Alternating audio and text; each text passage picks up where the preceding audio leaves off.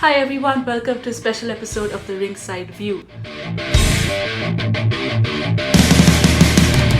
Now, over the past few weeks, we witnessed the end of the mighty Thunderdome era, and we also saw the 12th edition of the Money in the Bank pay-per-view, which took place at Dickies Arena in Fort Worth, Texas, with over 14,000 enthusiastic fans in attendance. The event kicked off with a tag team title match between the Usos and the Mysterios for the SmackDown tag team titles, and the Usos walked out as 7-time tag team champs. The man Becky Lynch trolled us all yet again by taking to Instagram and Twitter, stating that she was at the arena and hoped that no one would be taken out of the women's Money in the Bank ladder match.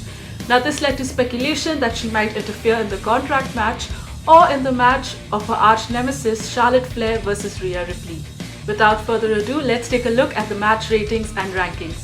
At number 6, we have the WWE Championship match between Bobby Lashley and Kofi Kingston. Now, in the weeks leading up to the event, Kofi talked quite the big game. He stated that Bobby Lashley had become soft and was beatable. But the moment the match started, Lashley dominated. He threw Kofi around the ring like he was a rag doll. And in fact, towards the end of the match, when Lashley was hitting the Hurt Locker on Kofi Kingston, he was knocked out. He could see it in his face, he was blank. And the referee had to stop the match, so Kofi did not tap out. But let's hope for Kofi's sake we don't get to see a rematch between the two. At number 5, we have the Raw Tag Team Championship, AJ Styles and Omos versus the Viking Raiders. During this match, AJ Styles did most of the in-ring action, where Omos had a brief stint inside the ring. Now, the chemistry of the teamwork between these two has worked well for them, which we've witnessed over the past few months. The Viking Raiders too, on the other hand, put on quite an impressive performance, and at one point we thought maybe they would take home the gold. But Omos' strength was unmatched, and he pinned Eric to retain the Raw Tag Team titles. At number 4, we have the Women's Money in the Bank ladder match. Typical Money in the Bank ladder match fashion, each opponent teased a potential win by climbing up to the top of the ladder and then being pushed, pulled or thrown off by their opponent. Tamina took control of the match at the beginning against Alexa and showed her dominance, but this was later disrupted by Asuka. The tag team champs Natalya and Tamina worked well together against Alexa outside the ring and buried her under ladders, and this was followed suit by the other opponents. We saw Liv Morgan being a potential win for the match, because there were many times when the ring was empty and Morgan was the only one inside the ring, and she climbed up the ladder a couple of times, but then she was disrupted either by Asuka or Natalya. Towards the end of the match, there was quite a bit of chaos on top of the ladders, with each opponent trying to throw the other one off. But Nikki ASH took advantage of the situation and climbed over Liv Morgan to grab the Money in the Bank contract. At number 3, we have the Men's Money in the Bank ladder match. The intense lineup for this match was worth the wait. While all men started to brawl inside the ring, Rollins and Morrison were arguing outside as to who had the true trip. But this was interrupted by Matt Riddle, followed by high flyer Ricochet, who jumped over the top rope onto Rollins and Morrison. Later on, we saw Rollins and Morrison form a partnership, and there was quite a bit of decent tag team work from their end. At one point, we saw McIntyre climb the ladder for a potential win, but he was disrupted by Shanky and Veer, who dragged him outside the ring, where he was attacked by Jinder Mahal with a chair. Towards the end of the match, Rollins tried to take advantage of an empty ring by climbing the ladder, but he was hit with the big ending by Big E, who went on to retrieve the Money in the Bank briefcase.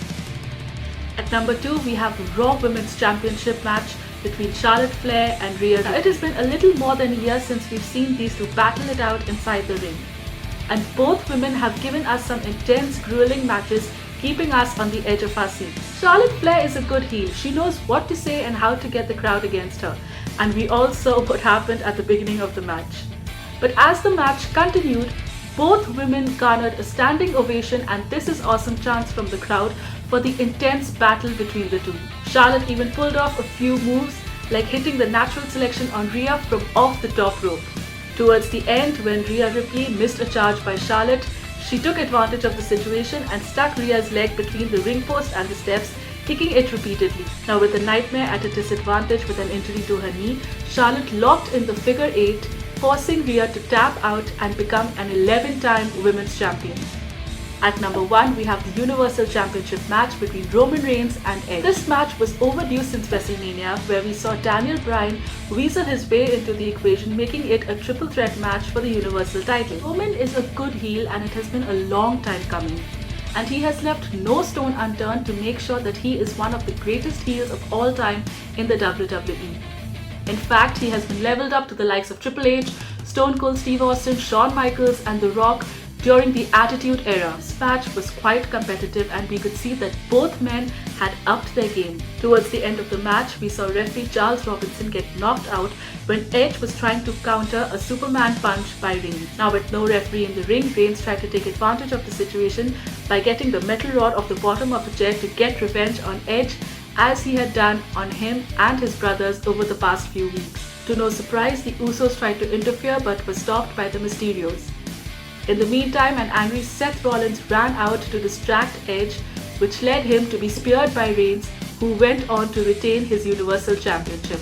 At the end of the night, Reigns tried to cut a short promo stating that fans should acknowledge him, but this was disrupted by the Cenation leader, who walked out and had a stare down with the Universal Champion. This goes to say that the speculation is true and we'll get to see a Reigns vs Cena match at the greatest event of summer, SummerSlam. That's all for now. Thank you so much for watching.